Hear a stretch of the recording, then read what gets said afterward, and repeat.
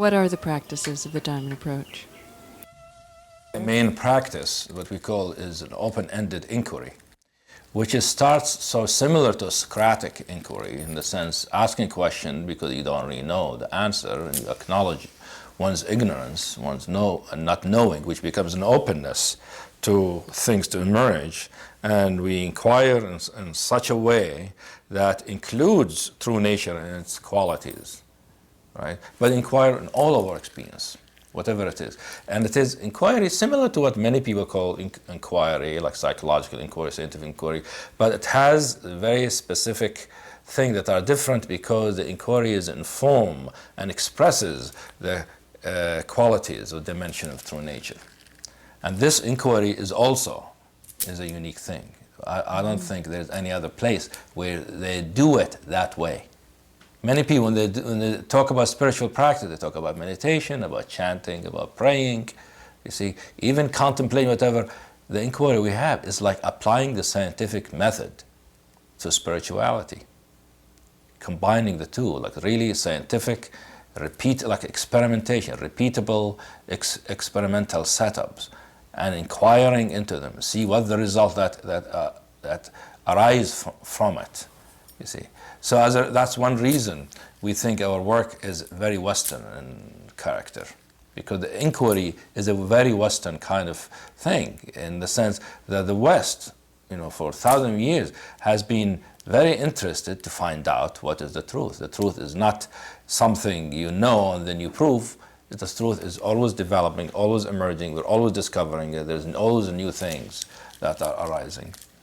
I think what Hemi is talking about when we talk about the scientific method, it's the true scientific method where there's a real desire to know what's really there and really gathering empirical evidence for that. And that's how the work actually began, when we had experience of presence and we noticed that we would work through something and arrive at a certain kind of experience and notice that our students were also having that experience.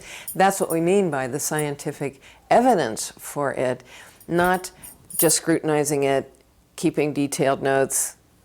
We actually did all that, but it was within the nature of experience and seeing that that experience became universal and that it was speaking to various experiences that our students had when they were going through the same kind of process of really looking into their experience with their awareness, with sensation, with really wanting to know what was there. So scientific, not in terms of being removed, scientific in terms of being completely immersed in the experiment and being the experiment, actually. Right. And verifying it. Verifying it.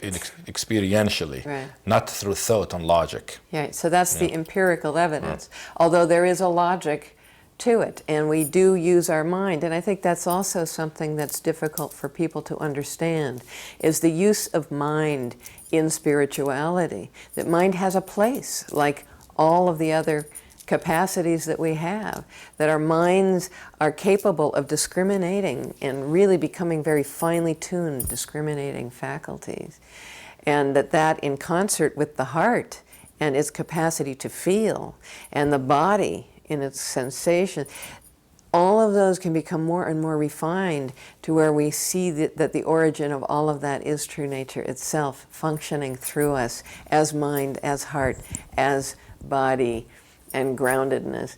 But people tend to say, oh, the mind is just, that's just intellectual.